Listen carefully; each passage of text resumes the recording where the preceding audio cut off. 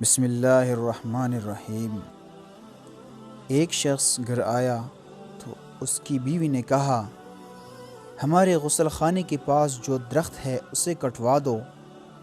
میری غیرت گوارا نہیں کرتی کہ جب غسل کر رہی ہوں تو پرندوں کی نظر مجھ پر پڑے۔ وہ بیوی کی اس بات سے بہت متاثر ہوا اور درخت کٹوا دیا۔ وقت گزرتا رہا۔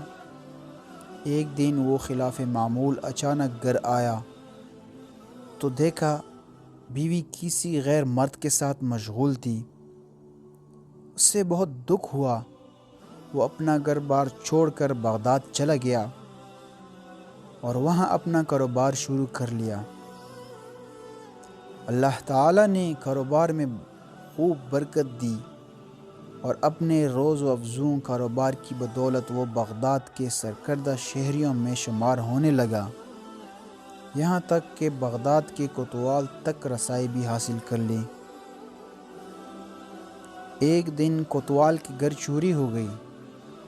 پولیس نے مجرم کا سراغ لگانے اور پکڑنے کی بہت کوشش کی لیکن ناکام رہی۔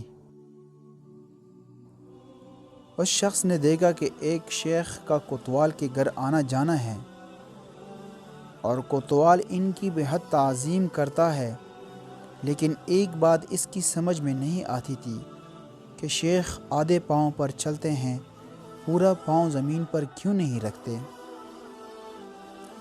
اس نے کسی سے وجہ پوچھی تو اس سے بتایا گیا کہ یہ پورا پاؤں زمین پر اس لیے نہیں رکھتے کہ کہیں کیڑے مکوڑے نہ کچلے جائیں۔ وہ شخص فوراً کوتوال کے پاس گیا اور اس سے کہا، جان کی امان ہو تو عرض ہے کہ آپ کی چوری اسی شیخ نے کی ہے۔ جب تحقیق کی گئی تو مال مسروقہ اسی شیخ سے برآمد ہوا۔ کوتوال نے حیرانی سے کہا، ہم نے تو کبھی سوچا بھی نہیں تھا کہ یہ شیخ بھی ایسا کر سکتا ہے، تمہیں کیسے معلوم ہوا؟ اس شخص نے کہا، میرے گھر میں ایک درخت تھا جس نے مجھے نصیحت کی تھی، جو لوگ ضرورت سے زیادہ نیک نظر آنے کی کوشش کرتے ہیں وہ عموماً نیک نہیں ہوتے۔ یہ حقیقت ہے کہ کچھ لوگ فیس بک کی حدود تک ہی با اخلاق رہتے ہیں، حقیقی زندگی میں ان کی شر سے ان کے محلے دار، رشتہ دار، حتیٰ کہ گھر والے بھی پناہ مانگتے ہیں۔ ایسے اخلاق و نیک نامی کا کیا پیدا، جس سے صرف وہی لوگ پیدا اٹھائیں جن کا آپ کی پریکٹیکل لائف سے کوئی واسطہ ہی نہیں۔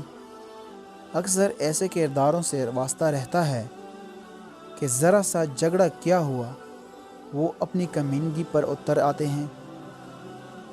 ذرا سا اختلاف کر کے دیکھ لیں کسی سے، اپنی ٹائم لائن پر موصوف کیا بنے ہوتے ہیں اور حقیقت میں کیا۔ اس طرح مزید ویڈیوز دیکھنے کے لیے ہمارے اس چینل کو سبسکرائب کریں اور اس ویڈیو کو اپنے دوستوں کے ساتھ شیئر کریں۔ جزاکم اللہ خیر۔